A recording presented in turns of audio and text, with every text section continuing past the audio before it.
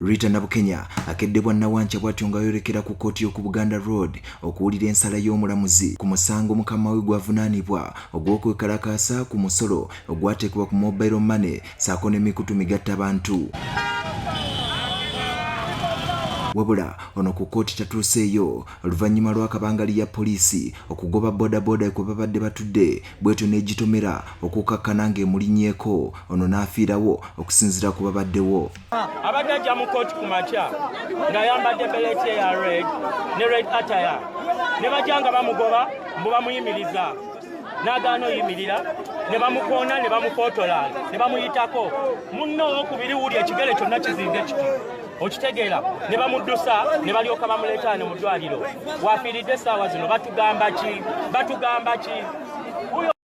ekiteeza mututta mumanyi. Ono atuusiddwako embeera eno ey'obukambwe wali mu bitundu by'e Nakawa wano mu Kampala. Ekiwulira ekimala twewaddeyo olwaleero fenna oba batugaba. Bannakisinde kya People Power oluvannyuma lw'okuwulira amawulire gano bagezezzaako okwagala okulya amatereke ne poliisi. Omwogezi w'ekisinde kino Joel Ssenyonyi annyonnyodde. Abalabye n'ekona boda yaabwe omuwala n'avaako n'agwa wansi ne bamulinnya omuwala kwe kufa.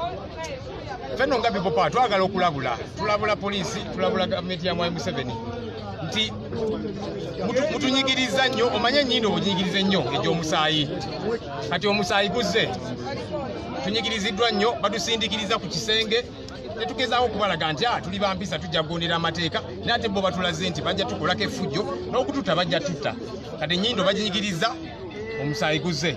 Ffe nga bannayuganda tulabula tugamba nti kati tugenda tandika kwetaasa kutaasa bulamu bwaffe. Tetujja kukkiriza kuttibwa nga nseenene. Poliisi kutuyoola ne bakwata ono ne bakuba ono ne batta ono. Ayogedde ne ku kulemesebwa okubaddewo ku lukuŋŋaana lwabwe olubadde lutegekeddwa wali ku Kopopo Memorial Hotel mu Ndeeba. Ffe nga People Power tuzze nga mu buli mbeera mu kunyigirizibwa tulaga empisa. Tugondera amateeka, tuwandika amabaluwa ageetaaga okuwandikibwa, poliisi ne tugitegeezaako ne basika omuguwa ne batunyigiriza naye ne tulaga obugumiikirizo bw'ekika ekyawaggulu ennyo. Naye poliisi ye tulagidde ddala nti ejja kukola fujjo, tejja kugondera. Kaweefube waffe obw'okwogerako n'omwogezi wa poliisi y'omu Kampala n'emiriraano ku kikolwa ekikoleddwa poliisi agudde butaka. Nze Abe Munywevu, Gugudde TV agaguddewo.